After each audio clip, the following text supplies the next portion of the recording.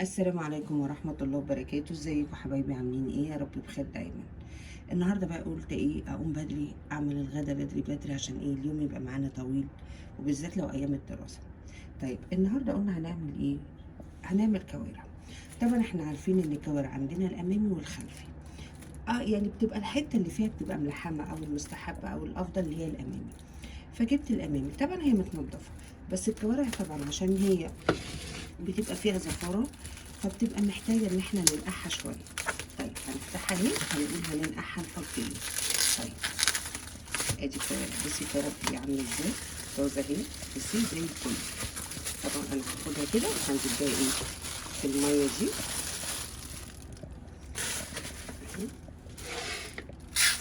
ده كورة، يعني انا جايبة كورة بس هو مقطعه على اتنين. ننزل بيها كده كلها في المية. طيب احنا كده بصي الكوارع هي نضيفة، يعني مفيهاش، بصي عاملة ازاي؟ مفيهاش اي حاجة خالص، زي الفل. طيب احنا بنتكلم ان احنا هنضيع الزفارة اللي في الكرع ازاي. بصي بقى يا ستي، ادي المية بتاعتنا المحلول. هتجيبي شوية، طبعا اي حاجة في ان احنا نضيع الزفارة بنحط خل، ده اساسي معانا. ادي الخل. عندك رشة جنزبيل، بصي جنزبيل اهو مطحون، هتحطي رشة كده. ومع الجنزبيل ده هنجيب معلقة طحينة. معلقة الطحينة دي انا بحبها في كل حاجة، يعني الطحينة معروفة، بحطها اوقات على الفراخ، بحطها كمان على السمك. دي بقى في السمك كمان تحفة. بس خلينا النهارده في الكوارع. هننزل كده بمعلقة الطحينة اهي. بعد معلقة الطحينة، عايزة تعصري ليمونة فريش، عايزة اللي هو الليمون اللي احنا بنجيبوه جاهز، حسب ما انت عايزة. فانا هحط كده ايه، معلقة ليمون اهي. وتسيبيه بقى ايه شويه في الخلطه دي. عايزه تسيبيه من نصايه ماشي بتاع، فانا هسيبه شويه. وهبدا بقى ايه اجهز نفسي، احط مثلا الميه على النار تبدا تغلي، ونظبط نفسنا. هنسيبه شويه كده في التتبيله وتعالي نكمل مع بعض.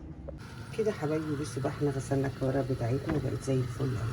طب بعد كده بتعملي ايه؟ بتجيبي زي ما انت شايفه كده حله ميه، وتسيبي الميه لما تغلي خالص. وبعد كده نبدا ننزل بالكوارع بتاعتنا. طبعا معروف ان الكوارع دي من اكلات الشتاء، يعني صعب جدا، نادرا، يعني اوقات بنعملها لما نفسك تروح لها، بس هي بتبقى نادره شويه في الصيف طبعا بسبب الحر، لكن في الشتاء هي يومينها بصراحه. فبصي كده بتنزلي بالكميه بتاعتك كلها اهي. طبعا هي قعدت في بالطحينه بالجنزبيل بالخل بالليمون، يعني نصايه كده. كده بقى اهي. تعالي بقى نجيب ايه البهارات بتاعتنا والتوابل اللي هننزل بيها. بصي كده احنا نزلنا بالكميه بتاعتنا. تعالي بقى اقول لك توابلنا ايه. طبعا هتحطي ورق لوري، بصي فلفل اسمر مجروش، يعني لو موجود، مش موجود ممكن تدي رشه من التاني، بس هي ممكن تغمق الشوربه سنه. طبعا فصين حبهان. قطعيه البصل زي ما انت عايزه، قطعيها زي ما عايزه، تبشريها، عايزه تقطعيها مكعبات زي ما انت بتحبي. بصي كده بقى نجيب البهارات دي كلها وننزل بيها في الشوربه. وكده بقى ايه، نقفل عليها. احنا عارفين ان الكوارع بتاخد وقت، نسيبها كده على النار ونشوف اي حاجه تانية هنعملها. هنشوف هنعمل ايه، هنظبط للفته، وراكي حاجه تعمليها. فاحنا هنسيب بعض شويه ونرجع نكمل مع بعضينا. كده حبايبي الكوارع بتاعتنا طبعا اتسلقت وبقت تمام. طيب هنعمل منها ايه؟ هاخد منها اعمل طاجن كوارع. طب هو عباره عن ايه الطاجن ده؟ بصي هجيب بصلتين اهو، قطعيهم اي تقطيع، طرنشات، حتت صغيره زي ما انت عايزه. بصي اي تقطيع تيجي على دماغك، يعني على ايدك وانت بتشغلي عادي خالص، اي تقطيع. بصي اهي كده اهو اهو. بصي اي تقطيعه كبيره صغيره بتاع كله كده بيخش الفرن. وهتجيبي قرن فلفل كده اهو. طيب السكينه بارده شويه بقى معلش اهي. قطعي حلقات كده. وهناخد نص حامي.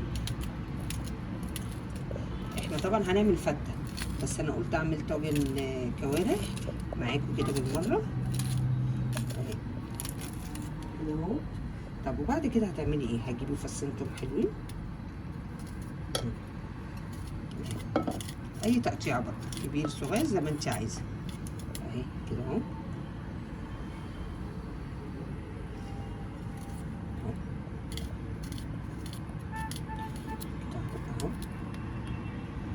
طبعا الطاجن ده بيبقى جميل جدا، وبالذات ان الكوارع كده استوت خالص، وانا من النوع اللي بحبها مهريه. يعني انا في الكوارع يا جماعه انا بحبها مهريه، بحب الاكل مستوي جدا. بصي كده اي تقطيع عشوائي برضك كده، يعني مش منظمه قوي، بس انا باخد التتبيله الطعم يعني. اهو كده اهو. طبعا وبهاراتنا هنا ثابته، هتحطي شويه ملح، انا معاكم وهنخلصها ونحط البهارات سوا.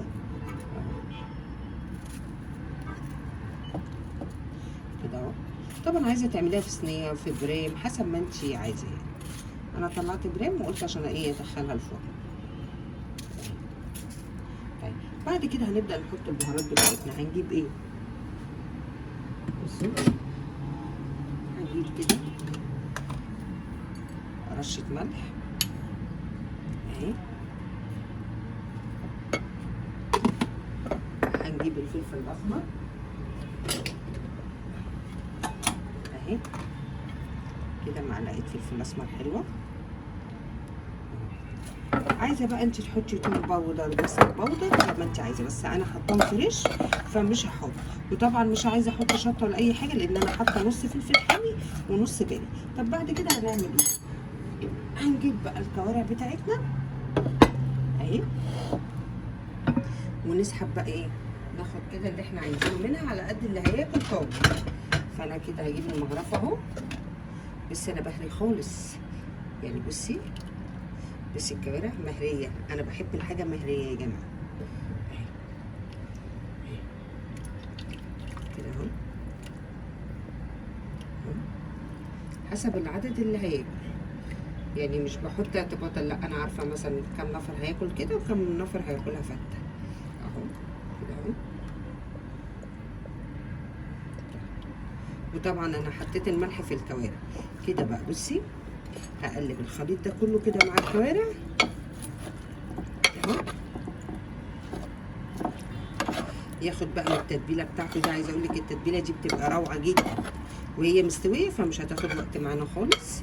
ناخد كمان حته. بس انا مش عارفه اطلعها بصراحه، انا هريتها كتير صراحه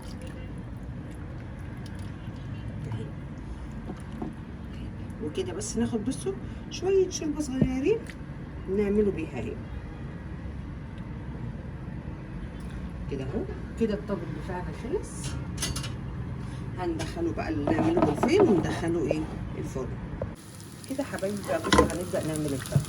كده التومه حمرتيها وهتنزلي ايه بالخل بتاعك عليها كده، وبعد الخل هتاخدي مغرفه الشوربه من بتاعتنا وانزلي بيها كده.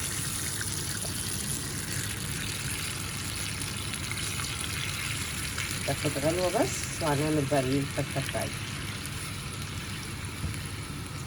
كده حبايبي بصوا بقى، جبت العيش الناشف ده انا بجيبه بحمره في البيت هنا. بتولعي الفرن وبتحطي العيش اللي انت هتحمري فيه. بصي بيبقى ناشف ازاي، زي اللي جايباه من بره. بصي مقرمش اهو زي اللي بره، وطبعا لازم يبقى مقرمش عشان ما يعجنش معاكي كده، يبقى بسيسه. بعد كده هتجيبي شويه شوربه تنزلي بيها كده اهي، تنزلي بيها العيش. وهاخد بقى شويه من الثوم والخل اللي انا عملته وانزل بيها العيش اهو، مغرفه كده اهو. واسيبها بقى ايه تبوظ شويه كده، تاخد وتدي مع الثوم والخل عشان العيش ياخد الطعم ده. بس كده اهي. بصي لحد دلوقتي العيش مقرمش ازاي. بصي اهو كده بقى هيبدا بس يطرى حاجه بسيطه خالص، ما يعجنش منه. هناخد كده شويه شوربه اهو ننزل بيه. طب بعد كده هنعمل ايه؟ بعد كده بقى هنجيب الرز بتاعنا. طبعا الرز انا ما صورتهوش لان ما فيهوش كميه يا جماعه، يعني الرز اسهل مما يكون يعني.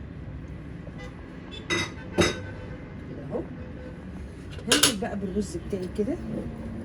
بصي الرز عامل ازاي، بصي الجمال، انا لسه طافيه عليه طبعا. بصي اهو انزلي كده بالرز بتاعك وزعيه.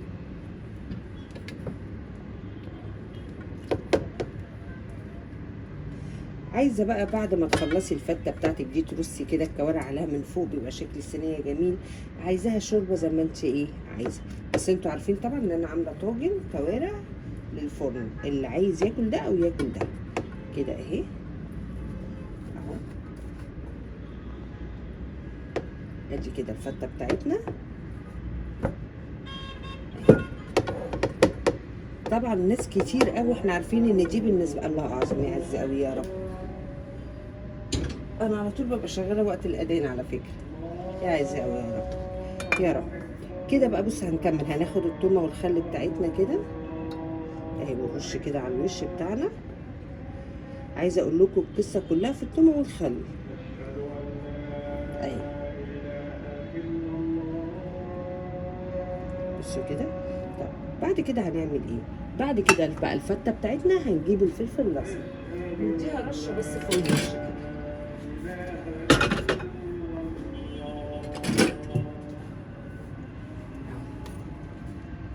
كده اهو بصوا بقى، بصوا الجمال. عايزه اقول لكم انا من عاشقه الفته يعني. لذيذ قوي يا رب اهي. كده اهو بقى. وكده بقى هغرف بقيه الاكل واصوره لكم. وبكده حبايبي وصلنا لنهايه الفيديو. بصوا ادي طاجن الكوارع اهو، وادي الشوربه، وادي الفته، وده طبعا المخلل اللي احنا كنا مملحينه مع بعض. يا رب بقى الفيديو يعجبكم. ما تنسونيش في سبسكرايب وفعلي زر الجرس عشان يوصلك كل جديد. ميرسي قوي ليكم. السلام عليكم ورحمه الله وبركاته.